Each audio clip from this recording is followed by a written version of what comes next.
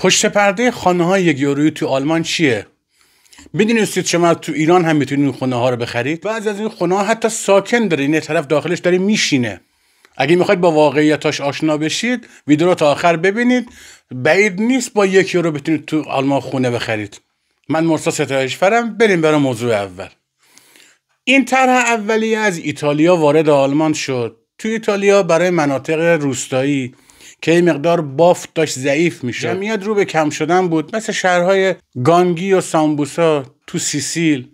به خاطری که این معضل جبران بشه و جمعیت منفی نشه، اومدن به 1 یورو خونه ها رو به خود روستایی‌ها دادن یا کسانی که علاقه داشتن بیان تو اون خونه ها زندگی کنن. 1 سال معاف از مالیات کردن و ضمن اینی که وام بدون بهره بهشون دادن. گفتن فقط شما این خونه رو برید بسازید و توش بشینید، نگران هیچی هم نباشید. این خبر رسید به آلمان. آلمان خودش خیلی طرح‌های تشویقی داره برای خانه‌هایی که نیاز به بازسازی دارن، خانه‌هایی که مخروبه نشن، اون تیپ شهری قشنگی که توی تمام آلمان دیده میشه از بین نره. این دوتا با همدیگه قاطی شد، خبر خونه‌های 1 یورویی با طرح‌های تشویقی آلمان. خب خیلی هم نقل کردن، چه بلاگرها چه تو اخبار، که آقا تو آلمان هم دارن خونه‌های 1 یورویی میدن. خوبیش چی چیزایی بود؟ اول این که طرف با 1 یورو صاحب خونه میشد. اگر کسی تو آلمان زندگی میکنه ازش بپرسید معافیت از مالیات 1 سال، واقعا تعجب میکنه. فرصت سرمایه گذاری توی آلمان و اینی که املاک دائم رو به پیشرفت هستن، کمک به حفظ بافت تاریخی و حفظ ساکنین چیزایی بود که آلمان دنبالش بود. محاسنی بود که این طرح داشت. از این طرف برای کسانی که ایده های جدید برای خونه داشتن یا اهل معماری بودن یا اهل بیزینس تو این مسیر بودن، خیلی وسوسه برانگیز بود. هر جای ویدیو خوشتون اومد سابسکرایب کنید، اون زنگوله رو بزنید که ویدیوهای جدیدی که ساخته میشه مطلع بشید. سوالی هم اگه داشتید کامنت بذارید. و کسانی که دنبال اقامت دائم بودن، یه آپشن خیلی عالی بود براشون. نه اینی که از خارج از آلمان کسی بتونه اینطوری اقامت بگیره، نه. کسانی که در حال اقامت دائم داشتن آزمونشو میدادن، کارهای اداریش داره انجام میشه، این اشخاص اگر ملکی توی آلمان خریده باشن، یه آپشن خیلی خوب و یه گزینه طلایی براشونه که اون روند اقامت دائمشون رو کلا مسیرش رو عوض میکنه. سوئد خیلی قبلتر از ایتالیا و حتی این خبرات تو آلمان به کشاورزا یه سری زمین‌هایی که امکان کشاورزی نداشت، زمینا رو میدادن، گفتن اینجا بیان ساخت و ساز کنید، ما هم بهتون کمک میکنیم. چه اتفاقی میافتاد؟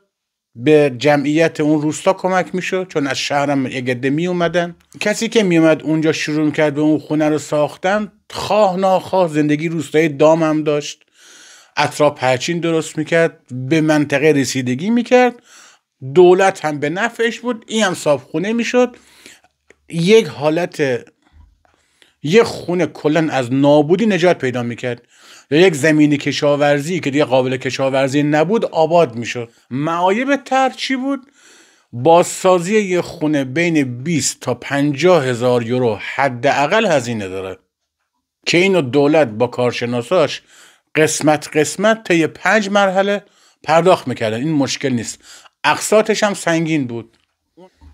موقعیت این خونه ها تو شهر که نه، خیلی به ندرت. روستا نه، معمولا اطراف روستا بود. البته خانه هایی که تو جنگل، تو دره و مناطق خطرناکه تو این طرح اصلا نیستن.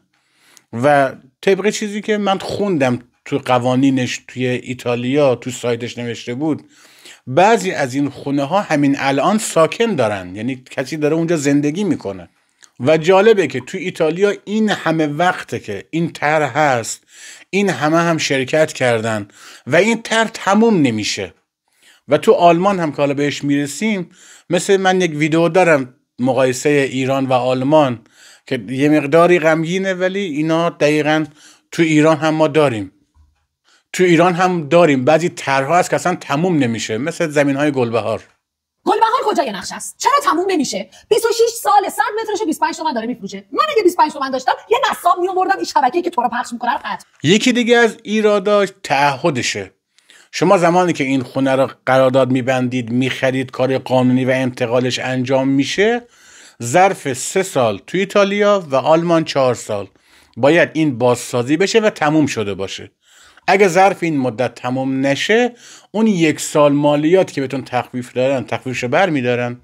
اگر بیش از 1 سال هم تأخیر داشته باشه، اون آپشن های وامش که بدون سود بوده یه مقداری توش تغییرات میدن. کسانی که از ایران اینا رو میخرن یک اسپانسر باید اینجا داشته باشن. دیدید کسانی که میخوان مهاجرت تحصیلی بکنن یا ویزا جستجو کار بگیرن، میگن یک سپرده باید بذارین، تمکن مالی، یا یک اسپانسر داشته باشین. اسپانسر کیه؟ کسی که تو خاک آلمان زندگی میکنه و شما رو ضمانت میکنه، میگه من ایشون کامل میشناسم، هزینه‌هاش و کاراش من تقبل میکنم.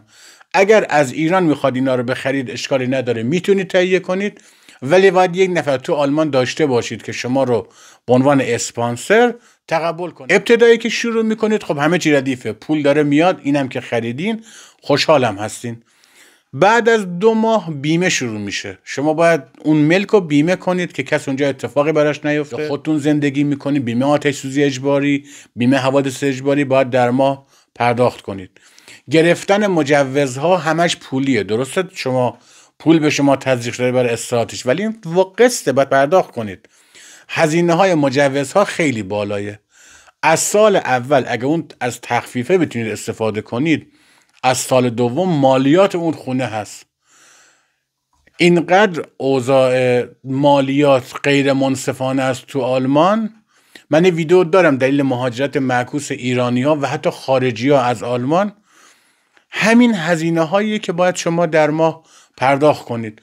هزینه مالیاتش سنگینه چون خونه بزرگه. برای زندگی تو استارت کار من اصلا صلاح نمیدونم، چون این نفر که پای حقوقی داره میگیره، مثلا 2500 2700 یورو داره میگیره، با گرفتن این خونه درسته که یک سری آپشن هایی داره، حالا نمیتونم اینجا بگم.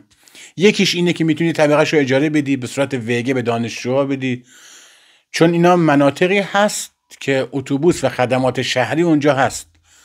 هم دنبال اجاره ارزونه، یعنی میتونید اجاره بدید، حتی یک طوری اتاقها رو بچینید که 2 تا مستاجر داشته باشید، از هزینه اجاره قسطشو بدید. جریان تو آلمان چطوریه؟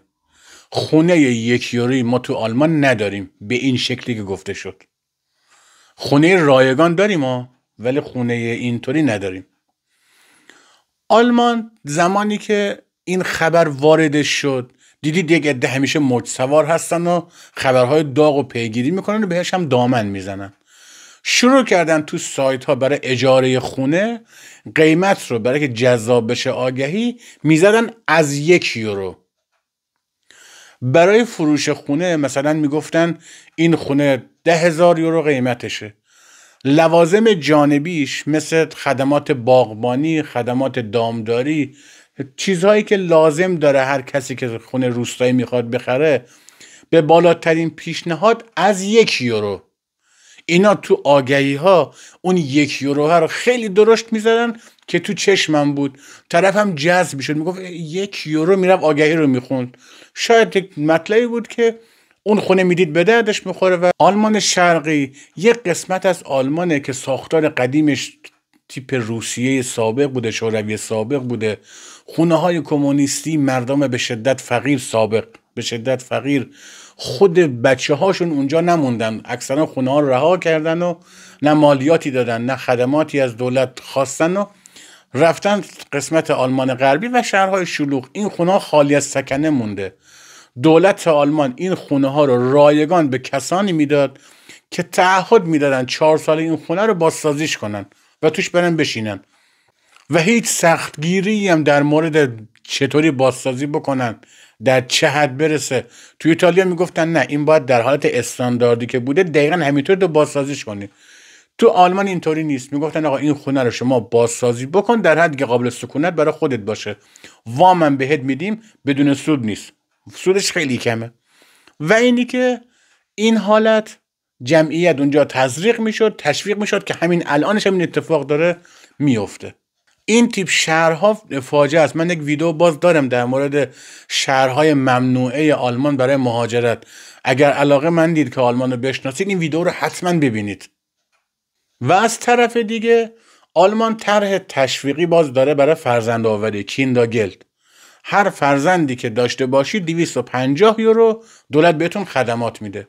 خانواده هایی که بالای 5 نفر، یعنی 3 تا بچه، اگر مشکل اجاره خونه داشته باشن دولت سالی 300 تا 500 رو بهشون کمک میکنه. اگر هم جای شاغل باشه تو مالیات سالیانه تخفیفی بازم بهشون میدن. به اینها خود دولت پیشنهاد داده، گفته اصلا شما که عدتون زیاده دیگه، این خونه بزرگ بسازید و لذتشو ببرید و منم حمایتتون میکنم، وامشم بهتون میدم، اصلا نگران هیچی نباشین. شما هر جا باشید 1300 400 رو دارید اجاره خونه میدید دیگه. خب این قسطش از اون کمتره، میتونید برید اینجا زندگی کنید و اون آپشنایی که گفتم و میتونید مثل اجاره دادن و اینها ازش استفاده کنید، تخفیف مالیاتی که میدن. این واقعیتی بود که تو خونه های 1 یورویی خیلی بولد شده بود، خیلی باب شده بود که تو منطقه های ایتالیا به صورت 1 یورو واقعا معامله میشه، یعنی انتقال مالکیت انجام میشه. تو آلمان تو براندنبورگ و ساکسونی واقعا این خونه ها مجانی داره در اختیار عده‌ای که تمایل دارن قرار میگیره. اگر ویدیو خوشتون اومد ولی نکته جالبی توش پیدا کردین سابسکرایب کنید، اون زنگوله رو بزنید، سوالی دارید کامنت بزنید. اگر دارید به مهاجرت و پناهندگی این چیزا فکر میکنید، شهرهای ممنوعه پناهندگی رو اینجا براتون تو این ویدیو گذاشتم. خدا نگهدار.